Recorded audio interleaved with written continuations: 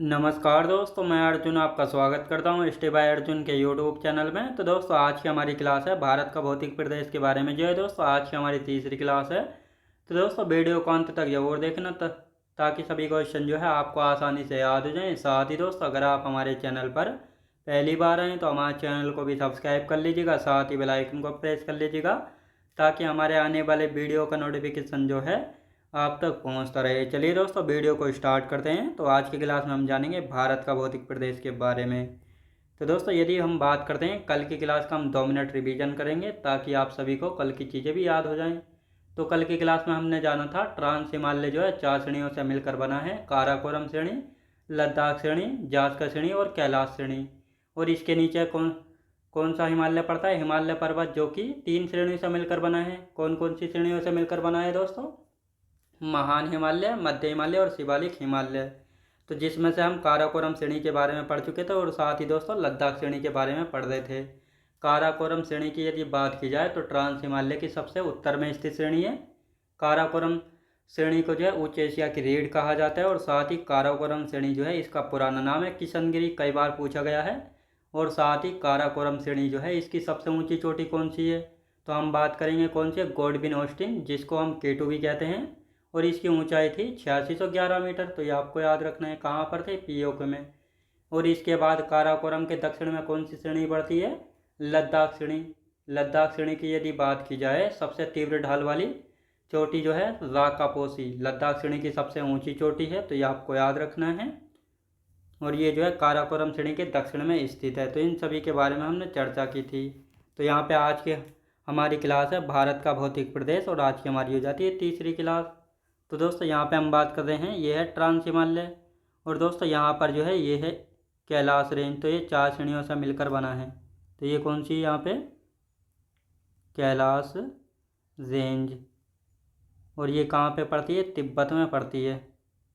तो ये 4 श्रेणियाँ यानी काराकोरम, लद्दाख, जास्कर और एक कैलाश। तो ये 4 श्रेणियों से मिलकर बना है ट्रांस हिमालय। तो ये लद्दाख तक हम पढ़ चुके थे जास्कर से।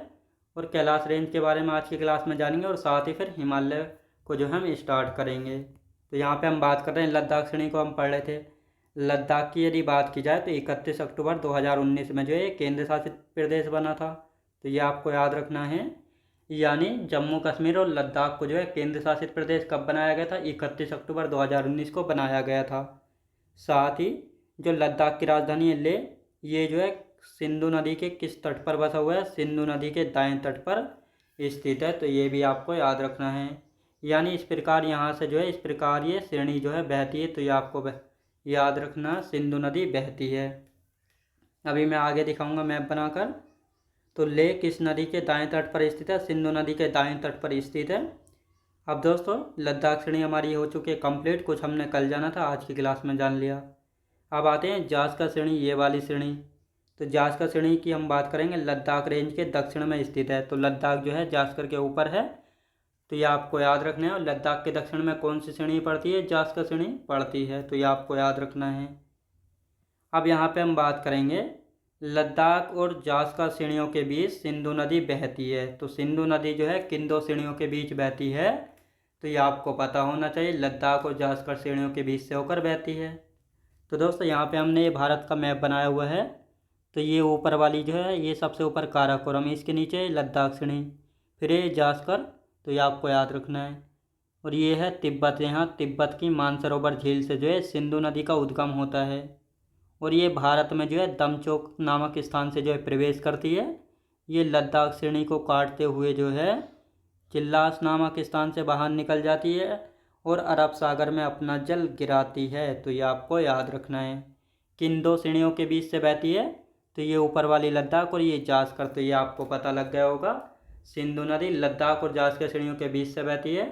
सिंधु नदी किस श्रेणी को काटती है? लद्दाख श्रेणी को काटती है। भारत में एंटर करती है दमचोक से, भारत से आउट होती है यानी एग्जिट हो जाती है चिल्लास नामक स्थान से। तो ये आपको याद रखना है। और निकलती कहाँ से है? तिब्बत की मानसरोवर झील से। तो ये आपको अच्छे से याद रखना है। तो ये हो गया। अब आगे की हम बात करेंगे, भारत में सबसे कम तापमान वाला स्थान कौन सा है? यानी भारत में जो है सबसे कम तापमान वाला स्थान कौन सा है, जहाँ का तापमान सबसे कम रहता है? तो लद्दाख में स्थित द्रास, लद्दाख में एक जगह है द्रास, तो यहाँ का तापमान जो है सबसे कम रहता है। तो ये आपको यहाँ पे अच्छे से याद रखना है।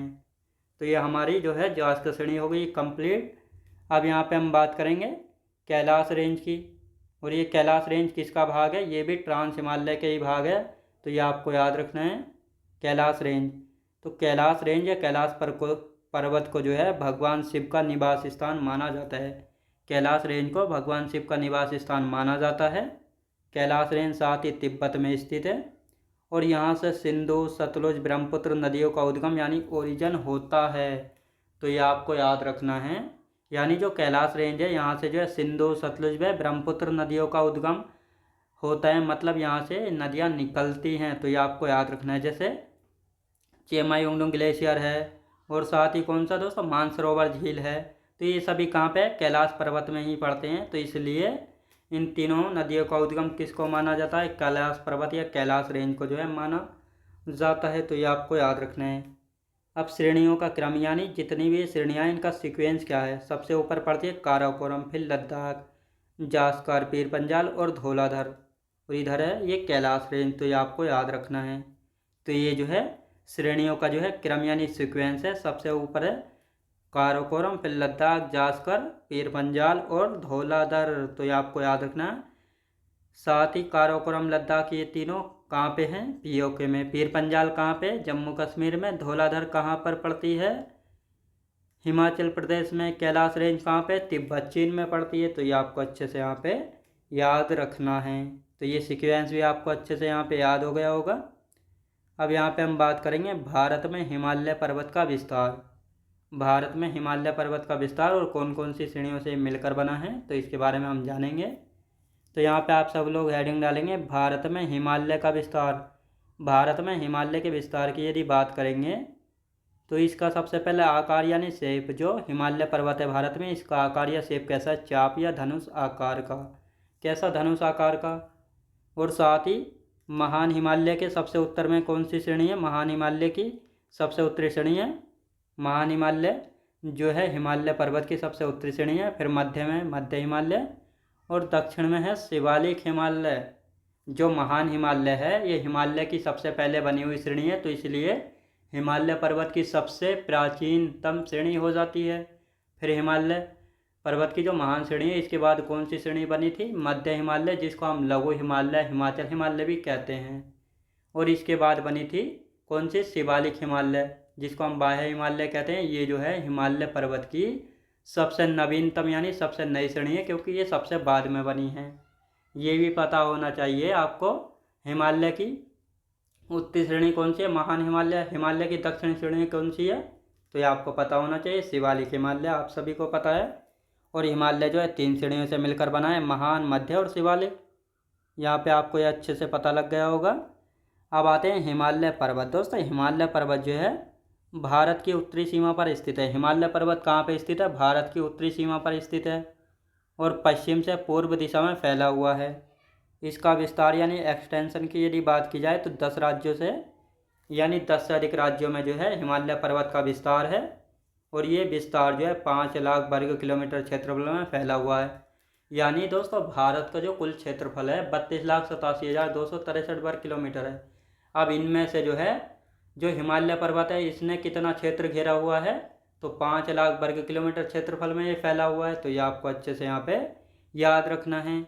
हिमालय पर्वत भारत के उत्तरी सीमा पर है, और ये पश्चिम से पूर्व दिशा में फैला हुआ है, और इसका विस्तार जो है भारत के 10 से अधिक राज्यों में फैला हुआ है, 5 लाख वर्ग किलोमीटर क्षेत्रफल में फैला हुआ है। तो ये आपको याद हो गया होगा। अब यहाँ पे हम बात करेंगे हिमालय नवीन बलित पर्वत का उदाहरण। हिमालय की यदि बात की जाए तो नवीन बलित पर्वत का उदाहरण, मतलब नवीन मतलब नया, और बलित का मतलब होता है दोस्तों फोल्ड पर्वत। याद रखें दोस्तों, यानी जब इसमें बलन पड़े थे तो ये फोल्ड या बलित पर्वत जो है बना था, इस प्रकार के ये है, इसमें ये फोल्ड पड़े हुए थे। तो ये आपको याद रखना है। अब हिमालय की लंबाई कितनी है, 2500 किलोमीटर हिमालय की लंबाई है, चौड़ाई की 500 किलोमीटर, और पूरब में 150 किलोमीटर ये चौड़ाई हो जाती है। क्या हो जाती है दोस्तों, चौड़ाई हो जाती है। तो ये आपको अच्छे से यहाँ पे याद रखना है। अब जो बलित पर्वत है दोस्तों, इसका अन्य नाम जो बलित पर्वत है, इसको किस अन्य नाम से जाना जाता है? मोरदार पर्वत के नाम से। तो मोरदार पर्वत जो है इस प्रकार ही होता है, तो ये आपको पता होना चाहिए। जो ये बलित पर्वत है, इसका निर्माण कैसे हुआ था, यानी फॉर्मेशन कैसे हुआ था? प्लेटों में मोड़ पड़ने से। कैसे दोस्तों? प्लेटों में जो है मोड़ पड़ने से जो है इसका निर्माण हुआ था बलित पर्वत का। तो ये आपको अच्छे से यहाँ पे याद रखना है। अब यहाँ पे एक डेफिनेशन लिखी हुई है, यानी अभिसरण क्रिया में जो है प्लेटें एक दूसरे के पास आती हैं तो भारी प्लेटें हल्की प्लेट के नीचे धंस जाती हैं और दो महाद्वीपीय प्लेटों के टकराने से बलित पर्वतों का निर्माण होता है। कैसा? बलित पर्वतों का निर्माण होता है। अब दोस्तों यहाँ पे मैं छोटा सा आपको ये समझाने का प्रयास करूँगा। तो दोस्तों एक प्लेट तो ये है, एक प्लेट ये हो गई और एक प्लेट ये हो गई। जब ये आपस में टकराती हैं तो इनमें जो है बलन इस प्रकार से जो है ये बलन पड़ जाते हैं। याद रखें दोस्तों, ये बलन पड़ जाते हैं। तो यही जो है हिमालयाज का निर्माण जो है होता है, तो इस प्रकार होता है। तो ये आपको अच्छे से यहाँ पे याद रखना है। अब ऐसे कौन कौन से सिद्धांत है जिसमें अलग अलग जो है हिमालय का निर्माण बताया गया है? जैसे प्लेट विवर्तनी की सिद्धांत है, इसमें कहा गया है कि हिमालय पर्वत का निर्माण जो है भारतीय प्लेट और यूरेशियन प्लेट जब आपस में टकराई थी तो इस प्रकार जो है हिमालय का निर्माण हुआ था। तो प्लेट विवर्तनी सिद्धांत ये कहता है। दूसरा है कोबर का सिद्धांत। कोबर का सिद्धांत ये कहता है जब पैंजिया दो भागों में टूटा था तो ऊपर का भाग जो है लोरेशिया कहलाया था और नीचे का भाग यानी साउथ का भाग गोंडवाना लैंड कहलाया था। और इन दोनों के बीच में जो है पानी भर गया था जो कि तैतीस सागर कहलाया था। अब कुछ नदियां जो है लोरेशिया से निकलती थी और कुछ गोंडवाना लैंड से। ये दोनों अपना जल कहाँ पे गिराती थी? तैतीस सागर में। आप सभी को पता है जब नदियाँ अपने साथ बहती हैं तो अपने साथ बहुत सारा सेडिमेंट अपसाद लेकर बहती हैं, जैसे धूल, मिट्टी, कंकड़, बालू, पत्थर, इस प्रकार के अपसाद बहा कर लाती हैं। और ये सारी नदियाँ जो हैं तैतीस सागर में अपना अपसाद इकट्ठा कर रही थी और काफ़ी समय इकट्ठा होते होते जो है जब इसमें तैतीस सागर में ये अपसाद इकट्ठा हो गया तो इसने जो है कठोर चट्टान का रूप ले लिया और इस प्रकार जो है हिमालय का निर्माण हुआ। एक कथन ये कहता है, तो इस प्रकार आपको ये पता भी होना चाहिए। तो यहाँ पे अब हेडिंग डाल लें प्लेट विवर्तनी सिद्धांत। इसमें हिमालय पर्वत का निर्माण यानी भारतीय प्लेट और यूरेशियन प्लेट आपस में टकराने से इसका निर्माण हुआ है। तो ये आपको मैं बताता हूँ कैसे मैप में। तो दोस्तों ये है पैंजिया। पैंजिया मतलब जो करोड़ों वर्ष पहले जो है मतलब 225 मिलियन ईयर एगो जो है ये सातों महाद्वीप आपस में जुड़े हुए थे तो इनको हम पैंजिया कहते थे। और ये चारों ओर जो महासागर थे इनको पैंथालासा कहा गया था। क्या कहा गया था दोस्तों? पैंथालासा कहा गया था। और इसके बाद 150 मिलियन यानी 150 मिलियन ईयर एगो जो है लोरेशिया दो भागों में टूटता है। लोरेशिया नहीं मतलब पैंजिया दो भागों में टूटता है। तो ये हो गया लोरेशिया साउथ वाला, नॉर्थ वाला लोरेशिया और साउथ वाला हो गया गोंडवाना लैंड। क्या हो गया? गोंडवाना लैंड। अब यहाँ पर जो है पानी भर गया तो ये जो है तैतीस सागर बना था। यहाँ पे तैतीस सागर बन गया था। याद रखें दोस्तों, तैतीस सागर जो है बन गया था। अब यहाँ पे हम बात करेंगे तो ये है दोस्तों, अभी भारत की मैं स्थिति भी आपको बताता रहूँगा। ये भारत हो गया, फिर यहाँ पे भारत आया, अब इसमें आ गया, फिर 100 मिलियन ईयर एगो में जो है दोस्तों देखो भारत यहाँ पे आ गया। और इसके बाद जो है अर्थ टुडे मतलब आज अस्तित्व में। तो दोस्तों यहाँ से जो भारत था ये यहाँ पे पहुँच गया, मतलब ये भारतीय प्लेट और यूरेशियन प्लेट जो है जब आपस में टकराई थी तो इस प्रकार जो है इनमें बलन पड़े और इस प्रकार जो है हिमालय का निर्माण हुआ। तो ये कहता है प्लेट विवर्तनी के सिद्धांत। तो ये आपको अच्छे से यहाँ पे पता लग गया होगा। अब कोबर का सिद्धांत देख लेते हैं। कोबर का सिद्धांत जिसको हम भूसन्नति सिद्धांत कहते हैं, इसमें जो है तैतीस सागर में अपसादों के जमाव से, जो मैंने अभी सिखाया, कुछ नदियाँ इधर से आती थी और कुछ नदियाँ इस प्रकार ये अपना अपसाद तैतीस सागर में गिराती थी और यहाँ पर जो है अपसाद जो इकट्ठा हो गया था उसने जो है एक कठोर चट्टान का रूप ले लिया था जिसके कारण जो है हिमालय पर्वत का निर्माण हुआ था। एक कथन ये माना जाता है। साथ ही इसीलिए जो है भूसन्नतियों को जो है पर्वतों का पालना कहा जाता है। ये किसने? कोबर ने जो है कहा था। किसने कहा था? कोबर ने। तो ये आपको दोनों सिद्धांत अच्छे से समझ आए होंगे।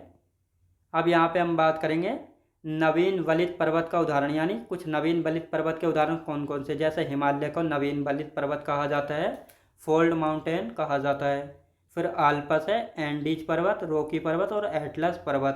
तो ये सभी जो है नवीन बलित पर्वत के उदाहरण हैं। अब यहाँ पे एक नोट लिखेंगे, प्लेट शब्द का सबसे पहले प्रयोग किसने किया था? जे टूडो विल्सन के द्वारा किया गया था प्लेट शब्द का प्रयोग। तो ये आपको अच्छे से यहाँ पे याद रखना है। अब दोस्तों यहाँ पे मैं आपको समझाना चाहूँगा, ये है पामीर ग्रंथि। पामीर ग्रंथि के नाम से आपने जाना होगा या सुना होगा। पामीर ग्रंथि क्या है? तो यहाँ पर जो है कई सारे हिमालयास बनते हैं पामीर ग्रंथि से। इधर वाला जो हिमालय ये त्रिएनसान पर्वत का निर्माण हुआ। फिर ये वाला दोस्तों कुनलुन पर्वत बना और इधर से जो है ये हिमालय पर्वत का निर्माण हुआ था। और इसके बाद जो इधर को हम बात करेंगे हिंदू कुश पर्वत जो कि अफगानिस्तान में, और ये है सुलेमान पर्वत। ये कहाँ पे? ये है पाकिस्तान में। ये जो है पामीर ग्रंथि से इनका निर्माण हुआ है। तो ये आपको अच्छे से यहाँ पे याद रखना है। साथ ही हिमालय के उत्तर में जो है तिब्बत का पठार और दक्षिण में जो है उत्तर भारत का विशाल मैदान है।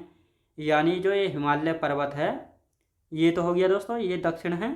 तो यहाँ पे हो गया उत्तर भारत का विशाल मैदान हो गया। और ये कौन सा है दोस्तों? तिब्बत का पठार।